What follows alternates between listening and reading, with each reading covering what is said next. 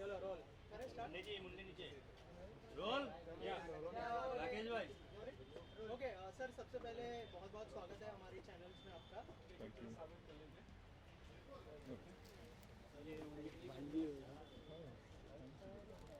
Sir यहाँ से एक लाइन में हाथ लगा सामने देखिए, यहाँ देखिए, यहाँ सर लेफ्ट राइट सब जगह देखिए। सामने देखिए सर, इधर इधर सब साथ में देख रहे हैं। चलिए नेक्स्ट। ओके भाई, पहले प्रेस कॉन्फ्रेंस कर लो, उसके बाद ना अगर फोटो ठीक है ना। राकेश भाई ओके, हाँ स्टार्ट कर दीजिए सर। सबसे पहले 300 सालों से चेतक फेस्टिवल हो रहा है, क्या कहना चाहेंगे? थोड़ा सा अगर हमारी ऑडियंस को बताएं चेतक फेस्टिवल के बारे में कि ये क्या है और क्यों मनाया जाता है, सर अगर उस बारे में कुछ बताएं। देखिए, 300 350 साल पुराना एक हॉर्स का फेयर होता था, क्योंकि पुराने ज़मानों में हॉर्स या अश्व ट्रांसपोर्टेशन का एक मुख्य साधन था। पहले कोई गाड़ियाँ नहीं थी, कुछ नहीं था। उस वक्त युद्ध करना हो तो घोड़े की ज़रूरत है, ट्रांसपोर्ट कहीं जाना हो तो घोड़े की ज़रूरत है, घोड़ा गाड़ी की ज़रूरत है। इसलिए अश्व एक मुख्य साधन था। इसलिए अभी सारंगखेड़ा एक ऐसी जगह है जो एक समृद्ध तापी नदी का बहुत बड़ा तापी रिवर है, उसका किनारा है, और उस पर अच्छा चारा पानी सब वहाँ पे व्यवस्था होती थी। इसलिए पहले तो कोई बॉर्डर्स नहीं थे, तो उस हिसाब से अरबस्तान से, मारवाड़ से, काठियावाड़ से, पाकिस्तान कुछ एरिया से जो अश्व आते थे, और वो अश्व इंडिया में भारतवर्ष में आके तो सारंगखेड़ा रुकते थे। फिर वहाँ पे 2-4 महीने रुकने के बाद में वहाँ पे अश्वों की खरीदी बिक्री होती थी। जिसको जैसी ज़रूरत होती थी वो अश्वों की खरीदी बिक्री करता था। अश्व वहाँ पे राजा, महाराजा, सुल्तान, बादशाह ऐसे लोग अपने युद्ध के लिए अपने किसी के साथ, सेनापतियों के साथ भेज के वहाँ पे युद्ध के लिए अश्व खरीदी करते थे। जिनको अश्व शौकीन थे, जिनको अश्व पालन करना था, वह वहाँ पे अपने पालन के लिए अश्व खरीदते थे। ट्रांसपोर्टेशन के लिए कुछ लोग खरीदते थे, और इसलिए वो ट्रेडिंग पहले से ही चलते आ रहा है। उसको 350 साल का पुराना इतिहास है। शिवाजी सावंत जी जो अपने मराठी में जो जानकार रहे, उनको पता है कि उन्होंने काफ़ी कादम्बरी और वो उसका लिखन किया है। उसमें सारंगखेड़ा का उसका भी जिक्र उसमें हुआ है। तो उस वक्त से वो एक ऐतिहासिक, उसको हिस्टोरिकल बैकग्राउंड है, और वो चलते आ रहा था। वो हमारा ट्रेडिशन था।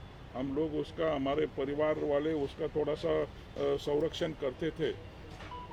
और बाद में वो जैसा चलता गया, ज़माना बदलते गया, फिर हमने उसको एक फेस्टिवल में रूपांतरित करने की कोशिश की, और 2011-12 से हमने उसको चेतक फेस्टिवल नाम दिया।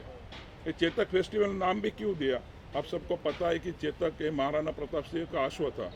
वो लॉयल्टी की पहचान है, वो लॉयल्टी की एक चेतक एक पहचान है, और इसलिए हमने उसका वो पूरा हॉर्स फेयर का, हॉर्स फेस्टिवल का चेतक फेस्टिवल ऐसा नाम दिया, और उसको करते हुए हम आज यहाँ तक पहुँचे हैं।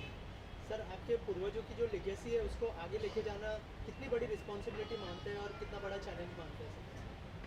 मेरे पूर्वजों की कहने से तो ऐसा है कि सारे पूर्वजों की, क्योंकि अश्व इंसान का, मानव का दोस्त तरीके से पहचाना जाता है, तो लेगेसी है। लोग भूलने लग गए। कुछ दिनों में छोटे बच्चों को पूछे कि घोड़ा कैसा होता है, तो वो बताएगा कैसा होता है। तो ये पहचान हमारी जो भारतीय संस्कृति की पहचान है, भारत का इतिहास है, उसको, उसकी पहचान बरकरार रखना हम सबका कर्तव्य है, और उसको हम पार कर रहे हैं। उसके लिए हम, हमारी जिम्मेदारी जो है, हम वो जिम्मेदारी निभा रहे हैं। सर, हमारे देश में जो है सबसे बड़ा हिस्सा अभी यूथ का है, तो यूथ के लिए क्या क्या नई चीज़ें आप लोगों ने इंक्लूड की है इस फेस्टिवल में, अगर उस बारे में कुछ बताएं। इस बार चेतक फेस्टिवल में हमने जो हमारा 3 सप्ताह का होने वाला है, 3 वीक्स का होने वाला है, उसमें हमारा जो 3rd वीक है, हमने वो एजुकेशनल और यूथ फेयर करके उसको हमने रखा है पूरा 7 डेज का। और उसमें हम वहाँ पे जो करियर गाइडेंस के वो कुछ इंस्पिरेशनल हो, ऐसा कुछ सेमिनार्स वहाँ पे रखने वाले, और उसके साथ साथ में हम इक्विस्टेरियन स्पोर्ट्स भी रखने वाले हैं। क्योंकि इक्विस्टेरियन स्पोर्ट्स के बारे में महाराष्ट्र में अभी हम काफ़ी पीछे हैं, क्योंकि महाराष्ट्र के पुलिस या उसमें अभी भी अश्व दल नहीं है। कई राज्यों में, कई स्टेट में पुलिस में 5% उसका रिजर्वेशन होता है नौकरी में। जो इक्विस्टेरियन स्पोर्ट्स में जो बच्चे अच्छे होते हैं उनके लिए मिलिट्री में भी उसका रिजर्वेशन है, और उसी लिए हम पीछे। अभी तक महाराष्ट्र स्टेट ने भी इक्विस्टेरियन स्पोर्ट्स को गृहीत नहीं किया, अभी जाहिर नहीं किया। तो हमारी पहली तो मांग ये होगी कि जो इक्विस्टेरियन स्पोर्ट्स है उसको भी उसका खेल का दर्जा दिया जाए। वो जो रिकग्नाइजेशन इधर दूसरे राज्यों में है वो भी पूरे अपने महाराष्ट्र में उसके लिए उसकी भी पहल की जाए। और इस साल हमने इक्विस्टेरियन स्पोर्ट्स को भी बढ़ावा देने की कोशिश की है। पहले भी हमने टेंट पेगिंग और वो तो किए थे, और इस साल हम पूरा इक्विस्टेरियन स्पोर्ट्स का पूरा सप्ताह रखने वाले हैं। उसमें काफ़ी कुछ कॉम्पिटिशन्स हम रखने वाले हैं जो यूथ को इंस्पिरेशनल दे और यूथ भी आगे आए, वो स्पोर्ट्स की तरह आकर्षित हो। सर, इसके अलावा जो स्पोर्ट्स है वो सब तक पहुंचना ज़रूरी है, चेतक की जो पहचान है वो सब तक पहुंचनी ज़रूरी है। तो ब्राइट की तरफ से किस तरह का सपोर्ट आपको मिला है, अगर उस बारे में कुछ बताओ। और योगेश भाई, अगर आप कुछ बोलना चाहें। सर, इंडिया में जितने इवेंट्स होते हैं 1 लाख इवेंट्स का हिस्सा हूँ मैं। ग्लैमर फिल्म एवर्ड्स से तो बहुत जुड़ा हूँ। क्रिकेट, फुटबॉल, कबड्डी के सिवा स्पोर्ट्स में चेतक का ये पहला मेरा लाइफ का एक्सपीरियंस रहेगा।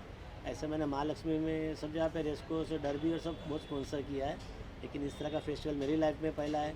कि जो भी उनको मदद चाहिए मुंबई में, ऑल ओवर इंडिया में, ब्राइट आउटडोर ऑलवेज सबके साथ है। और मेरे को बहुत खुशी है कि मैं कितने अच्छे इवेंट का एक हिस्सा हूँ और उनके साथ जुड़ा हूँ। सर, ब्राइट की तरफ से किस तरह का सपोर्ट मिला है आपको, अगर उस बारे में। मैं तो पहले ही उनका आई एम वेरी थैंकफुल और मैं उनका धन्यवाद देता हूँ कि ब्राइट हमारे साथ आया है, और चेतक के साथ जुड़ते हुए ब्राइट और चेतक ये दोनों के नाम रोशन होंगे। सर, अगर इसमें घोड़ों की बात करें तो हाई से हाई और लो से लो, इसके बारे में चेतक फेस्टिवल ऐसा है कि आपको वहाँ पे 50,000 से 10 करोड़ 11 करोड़ का घोड़ा भी देखने मिलेगा। वहाँ पे 3,500 अश्व होते हैं करीबन, हर कलर के, हर ब्रीड के, हर जात के जो इंडिया में पाए जाते हैं। वो वहाँ पे आपको एक ही टेंट के नीचे आपको सब देखने को मिलेगा।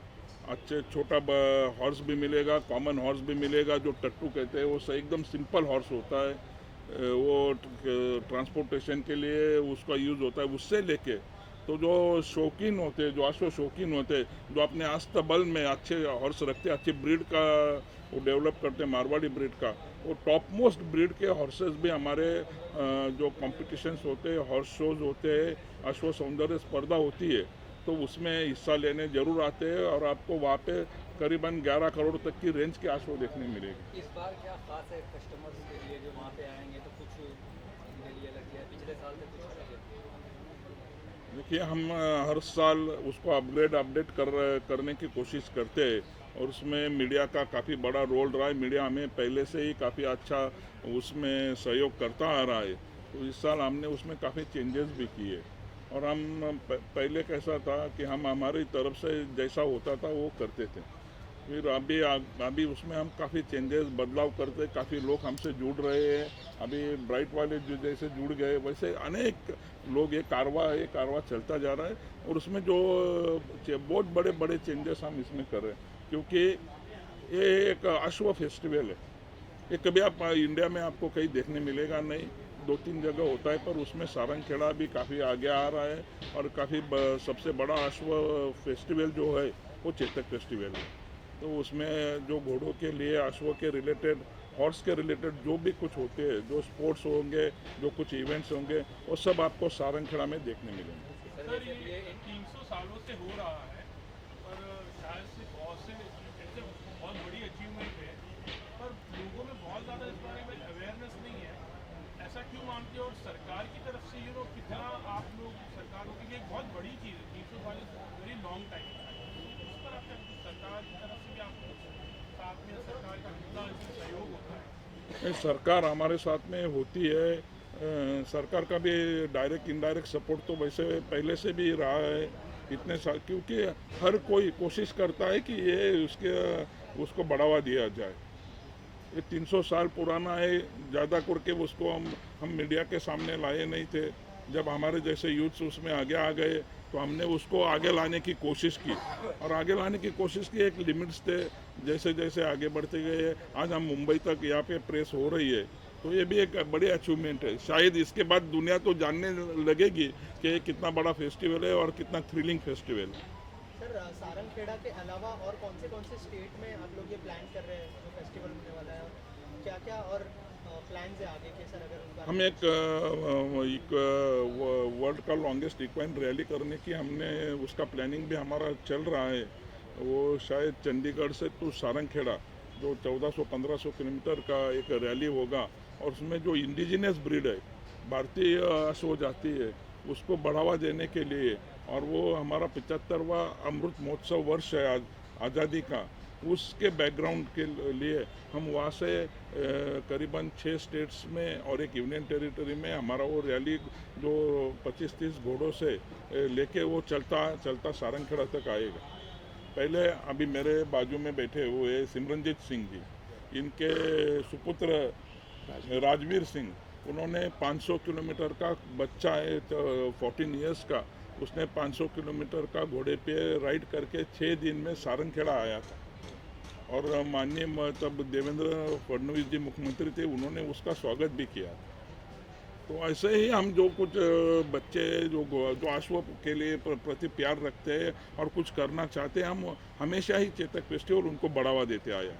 सर आप भी कुछ कहना चाहेंगे अपना प्रोटेक्शन ब्रोकर और एसोसिएशन? मेरा नाम सिमरनजीत सिंह है, मैं अकोला महाराष्ट्र से हूँ, और मुन्ना दादा के साथ सारंगखेड़ा फेस्टिवल में स्पोर्ट्स और यूथ अवेयरनेस की तरफ मेरा ज़्यादा ध्यान है। जैसे मुन्ना दादा ने कहा कि इस साल हम लोग स्पोर्ट्स का जो वीक है वो यूथ इसके तरफ ज़्यादा से ज़्यादा अपना रुझान दिखाए, और इस बार हम स्टेट को अपील कर रहे हैं कि जो सारंगखेड़ा में इक्वेस्टेरियन स्पोर्ट्स होने वाले हैं उसको एटलीस्ट इंटर स्टेट का कंपटीशन का दर्जा दिया जाए, ताकि वहाँ जो भी पार्टिसिपेट करे उसको एक सर्टिफिकेट मिले और उसकी कोई अहमियत हो जो उसको एकेडमिक्स में आगे हेल्पफुल हो। मुन्ना दादा के प्रयत्न से हम लोग यही वीक में गवर्नमेंट के साथ भी कम्युनिकेशन करने वाले हैं, और मेरे साथ जो हमारे स्पोर्ट्स को देखने वाले mister Nabeel, who is also present here, is also record holder for India. इन्होंने काफ़ी सारे स्पोर्ट्स किए हैं यूथ के साथ। तो we together as a team हम लोग कुछ ऐसे स्पोर्ट्स लेके आएंगे जो कन्वीनियंट भी हैं, और आम तौर पे जो बच्चों को खेलने के लिए बहुत सरकारी परमिशनें, आर्मी का बैकअप या पुलिस का बैकअप लगता है, उसके बावजूद उसको इजी एक्सेस देंगे स्पोर्ट्स का। मुन्ना दादा का एक और प्रोजेक्ट है कि महाराष्ट्र में हॉर्स प्रीमियर लीग शुरू हो, तो वो भी जल्द सारंगखेड़ा से किक स्टार्ट होगा। सर ये महंगा शौक नहीं है, महंगा स्पोर्ट्स कह सकते हैं हम? कोई भी शौक और कोई भी स्पोर्ट्स महंगा नहीं है अगर वो आपके बच्चे को फेम देता है। सही मानिए क्रिकेट से तो सस्ता ही है। Okay, thank you so much. Visuals वगैरह